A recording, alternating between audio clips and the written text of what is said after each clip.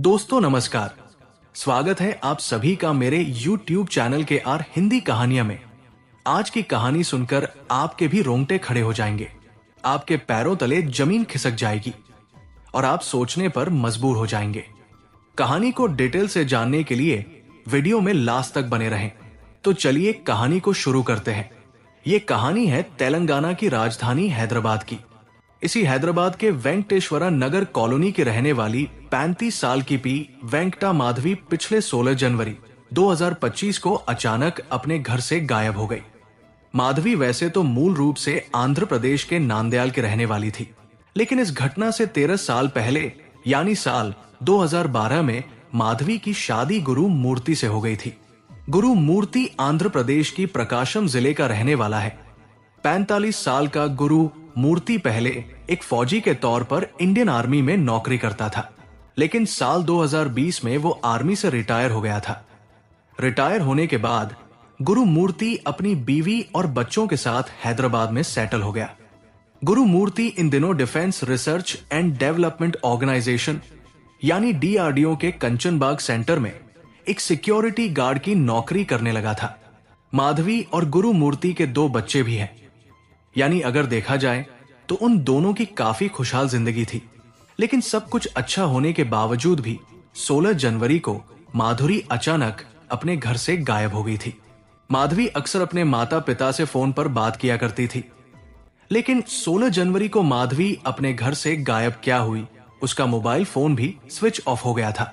माधवी के माता पिता अपनी बेटी के गायब हो जाने से बहुत ज्यादा परेशान हो गए थे। इसके बाद 18 जनवरी को जब उन्होंने अपने दामाद गुरु मूर्ति से माधवी के बारे में पूछा, तो गुरु मूर्ति ने उन्हें बताया कि 2 दिन पहले उसका और माधवी का किसी बात को लेकर झगड़ा हो गया था, जिसके बाद वो गुस्से में घर से चली गई है। ये बात सुनकर माधवी के माता पिता हैरान रह गए।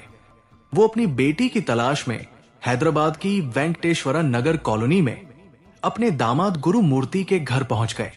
माधवी के माता पिता लगातार दामाद गुरु मूर्ति से अपनी बेटी की गुमशुदगी को लेकर सवाल जवाब कर रहे थे, लेकिन जब कहीं से भी माधवी के बारे में कुछ पता नहीं चला तो आखिरकार थक हार कर उन्होंने अपनी बेटी की गुमशुदगी की रिपोर्ट दर्ज कराने का फैसला किया। हैदराबाद आने के बाद पहले उन्होंने अपने दामाद से बात की और फिर वो तीनों माधवी की गुमशुदगी की रिपोर्ट दर्ज करवाने मीरपेट थाने पहुंचे। वाली ही रिपोर्ट माधवी के माता पिता और पति ने साथ मिलकर दर्ज करवाई हो, लेकिन असल सच्चाई यही थी कि आखिरी बार अगर किसी ने माधवी को देखा था तो वो उसका पति गुरु मूर्ति ही था, क्योंकि माधवी अपने पति के घर से ही गायब हुई थी। अब ऐसे में पुलिस ने माधवी के माता पिता से पूछताछ करने के साथ उसके पति गुरु मूर्ति से भी पूछताछ करने का फैसला किया। गुरु मूर्ति ने पुलिस को बताया कि 16 जनवरी को माधवी मकर संक्रांति की छुट्टियों में अपने घर नांदयाल जाना चाहती थी। वैसे तो मकर संक्रांति 14 जनवरी को मनाई गई थी, लेकिन साउथ इंडिया में ये त्योहार पोंगल के तौर पर कई दिनों तक मनाया जाता है। गुरु मूर्ति ने बताया कि वो नहीं चाहता था कि इस बार उसकी पत्नी मकर संक्रांति के मौके पर अपने घर जाए, और इसी बात को लेकर गुरु मूर्ति की अपनी पत्नी माधवी से कहा सुनी हुई, जिसकी वजह से माधवी गुस्से में आकर घर से चली गई। लेकिन गुरु मूर्ति का अपनी पत्नी के इस तरह घर छोड़कर चले जाने के बाद उसके घर वालों को कुछ ना बताना और खुद भी 2 दिनों तक माधवी को ढूंढने की कोशिश ना करना पुलिस के मन में शक पैदा कर रहा था। ऐसे में पुलिस ने एक बार फिर से माधवी की गुमशुदगी को लेकर उसके पति गुरु मूर्ति से पूछताछ करने का फैसला किया। लेकिन इस बार पूछताछ में गुरु मूर्ति ने जो कुछ बताया उसे सुनकर खुद पुलिस का भी दिमाग चकरा गया। गुरु मूर्ति ने पुलिस को बताया कि उसने अपनी पत्नी का कत्ल कर दिया है।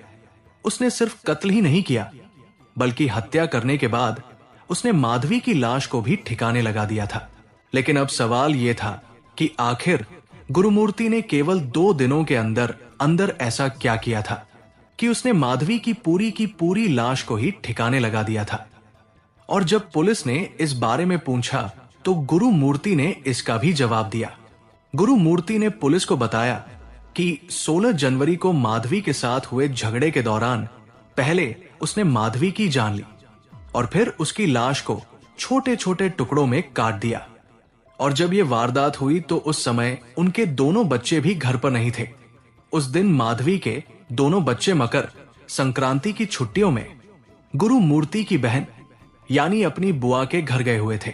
और 16 जनवरी के दिन जब गुरु मूर्ति शाम को ड्यूटी करके घर वापस आता है तो उसकी पत्नी माधवी से उसका झगड़ा हो जाता है। और ये लड़ाई सिर्फ इस बात को लेकर हुई थी कि माधवी अपने मायके जाना चाहती थी, लेकिन गुरु मूर्ति उसे उसके मायके जाने से रोक रहा था। और यही वजह थी कि उन दोनों के बीच झगड़ा इतना ज्यादा बढ़ गया था कि गुरु मूर्ति ने माधवी का गला पकड़ लिया और उसके गले को जोर से दबाने लगा। गुरु मूर्ति उसके गले को तब तक दबाता रहता है जब तक माधवी की मौत नहीं हो जाती। लेकिन अब इसके आगे गुरु मूर्ति एक रोंगटे खड़े कर देने वाली कहानी सुनाने जा रहा था। उसने बताया कि पत्नी माधवी का कत्ल करने के बाद उसकी लाश को ठिकाने लगाना उसके लिए एक बहुत बड़ी चुनौती थी। उसने शव को ठिकाने लगाने के लिए काफी सोच विचार किया और फिर उसके शैतानी दिमाग में एक भयानक आइडिया आया, जिसके चलते वो पहले माधवी की लाश को घसीटकर अपने घर के बाथरूम में ले गया। इसके बाद उसने माधवी की लाश के छोटे छोटे टुकड़े करने शुरू कर दिए और फिर गुरु मूर्ति ने उन टुकड़ों को घर में रखे प्रेशर कुकर में थोड़े थोड़े करके उबालना शुरू कर दिया ताकि उन्हें ठिकाने लगाने में कोई परेशानी ना हो और लाश भी ना सड़े। लेकिन किचन में बर्तनों के बीच रखें इस प्रेशर कुकर को देखकर कौन कह सकता है कि इस साफ सुथरे कुकर में अब से चंद दिन पहले उसी महिला के शरीर के टुकड़ों को उबाला गया था, जो कल तक खुद इस कुकर में खाना बनाया करती थी। खैर, इस काम को करने में गुरु मूर्ति को लगभग 72 घंटों का समय लग गया था। इसके बाद उसने थोड़े थोड़े करके उन टुकड़ों को अलग अलग बैग में भरा और फिर उन बैग्स को एक एक कर उसने अपने घर के पास में मौजूद झिल्ले लागुड़ा झील में डाल दिया। पूछताछ के दौरान गुरु मूर्ति ने पुलिस को बताया कि उसने शव के टुकड़े तो कर डाले थे, लेकिन हड्डियों की वजह से उन टुकड़ों को पैक करना मुश्किल हो रहा था। इसके लिए उसने मसाला पीसने वाले मूसल से पहले उन हड्डियों को तोड़ा और फिर उन्हें भी चूरा चूरा करके शरीर के बाकी टुकड़ों के साथ बैग में भर लिया। इसके बाद गुरु मूर्ति ने उन बैग्स को एक एक करके झिलेलागुड़ा झील में ले जाकर फेंक दिया। यानी गुरु मूर्ति ने पहले माधवी का कत्ल किया, फिर उसकी लाश के टुकड़े किए और फिर उन टुकड़ों को प्रेशर कुकर में पकाया। इसके बाद उसकी हड्डियों को तोड़ा, फिर उन्हें चूरा चूरा किया और फिर उन्हें झील के पानी में डाल दिया। गुरु मूर्ति के इस भयानक खुलासे के बाद पुलिस भी हरकत में आ गई थी। पुलिस गुरु मूर्ति को अपने साथ लेकर वेंकटेश्वरा नगर कॉलोनी में उसके मकान पर पहुंचती है ताकि उसके घर की अच्छी तरह से तलाशी करके सबूत जुटाए जा सके। लेकिन वहां पर उन्हें इस तरह की वारदात के कोई भी निशान नहीं मिले। ये सब देखकर पुलिस भी हैरत में पड़ गई कि गुरु मूर्ति ने इतना सब कुछ करने के बाद पूरे घर को इतनी अच्छी तरह साफ कर दिया है कि नंगी आंखों से देखने पर भी वहां खून के धब्बों का नजर आना नामुमकिन था। इसके बाद पुलिस ने फोरेंसिक एक्सपर्ट को बुलाकर उनकी मदद से गुरु मूर्ति के पूरे मकान की स्कैनिंग करने का फैसला किया ताकि अगर वहां लाश को ठिकाने लगाए जाने से पहले उसे टुकड़े करने और पकाए जाने की कोई घटना सचमुच हुई है तो उसके सबूत जुटाए जा सके। साथ ही पुलिस ने वहां पर लगे सीसीटीवी कैमरा को भी चेक किया, लेकिन सीसीटीवी फुटेज के तौर पर कुछ ऐसे सबूत पुलिस के हाथ लगे जो इस केस के रहस्य को और भी ज्यादा बढ़ा रहे थे। असल में पुलिस को गुरु मूर्ति की पत्नी माधवी के आखिरी बार घर के अंदर जाने के फुटेज तो मिले थे, लेकिन उसके बाहर जाने का कोई भी सीसीटीवी फुटेज नहीं मिला था, जबकि गुरु मूर्ति के अंदर आने जाने के कई फुटेज मौजूद थे। अब ऐसे में गुरु मूर्ति ने अपनी पत्नी के कत्ल की जो कहानी सुनाई थी उसके सही साबित होने का डर काफी ज्यादा बढ़ गया था। पुलिस ने इस खुलासे के बाद हैदराबाद के झिल्लेलागुड़ा झील की भी तलाशी ली, लेकिन पुलिस को वहां पर भी इंसानी शरीर का कोई ऐसा टुकड़ा नहीं मिला जिसका ताल्लुक माधवी के कत्ल से जोड़ा जा सके। अब ऐसे में कुछ लोग आशंका जता रहे थे कि शायद गुरु मूर्ति ने माधवी के टुकड़ों को बीच पानी में फेंका था, जिसके बाद उन टुकड़ों को मछलियां या फिर ऐसे ही दूसरे जीवों ने खा लिया था। ये केस हाल के दिनों में शायद पहला और ऐसा अनोखा मामला है जिसमें कातिल तो पुलिस की गिरफ्त में आ चुका है, वो अपना जुर्म भी कबूल रहा है और वो मौकाए वारदात से लेकर लाश ठिकाने लगाने तक सब कुछ बता भी रहा है। लेकिन फिर भी पुलिस इस कत्ल के सबूत नहीं ढूंढ पा रही थी और यही वजह थी कि लाश मिलने या फिर सबूत ढूंढ निकालने तक पुलिस इस मामले को गुमशुदगी का मामला मानकर ही चल रही थी। पुलिस की माने तो बेशक अब तक की तफ्तीश में भले ही उन्हें गुरु मूर्ति के हाथों कत्ल की गई उसकी पत्नी माधवी के बारे में कोई पुख्ता सबूत ना मिला हो, लेकिन सरकमस्टेंसेस यानी परिस्थितियों से पुलिस को लग रहा था कि गुरु मूर्ति झूठ नहीं बोल रहा है और उसने ही अपनी पत्नी का कत्ल किया है। लेकिन यह सब अचानक नहीं हुआ था। असल में पुलिस ने पूछताछ के दौरान यह भी पता लगा लिया था कि गुरु मूर्ति ने 16 जनवरी को गुस्से में आकर अपनी पत्नी का अचानक कत्ल नहीं किया था, बल्कि इस कत्ल के लिए गुरु मूर्ति ने पहले से ही प्लानिंग कर रखी थी और इसी प्लान के तहत उसने अपने बच्चों को पहले ही अपनी बहन के घर भेज दिया था। लेकिन अब सवाल यह था कि क्या गुरु मूर्ति ने माधवी का कत्ल उसके मायके जाने की बात को लेकर ही किया था। इसके बारे में जब गुरु मूर्ति से कड़ाई से पूछताछ की गई तो उसने सच्चाई उगल दी। दरअसल गुरु मूर्ति को शक था कि उसकी पत्नी माधवी का अपने ही किसी रिश्तेदार के साथ अवैध संबंध है। यही वजह थी कि वो माधवी को उसके मायके नहीं जाने देता था और इसी के चलते ही उसने माधवी के कत्ल की साजिश रच डाली।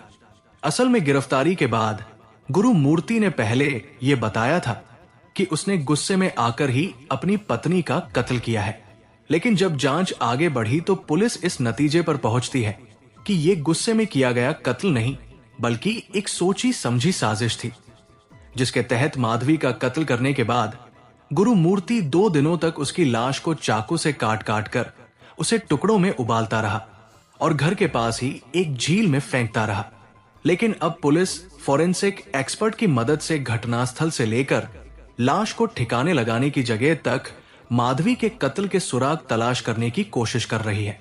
हालांकि इस मामले में फिलहाल सबूत के नाम पर पुलिस के हाथ बिल्कुल खाली है, यानी पुलिस के पास सिर्फ एक गुरुमूर्ति का बयान ही है जिसने पुलिस वालों के साथ साथ हर किसी के होश उड़ा रखे हैं और यही वजह है कि अभी तक पुलिस इसे डिसएपियरेंस यानी गुमशुदगी का मामला मानकर ही चल रही है।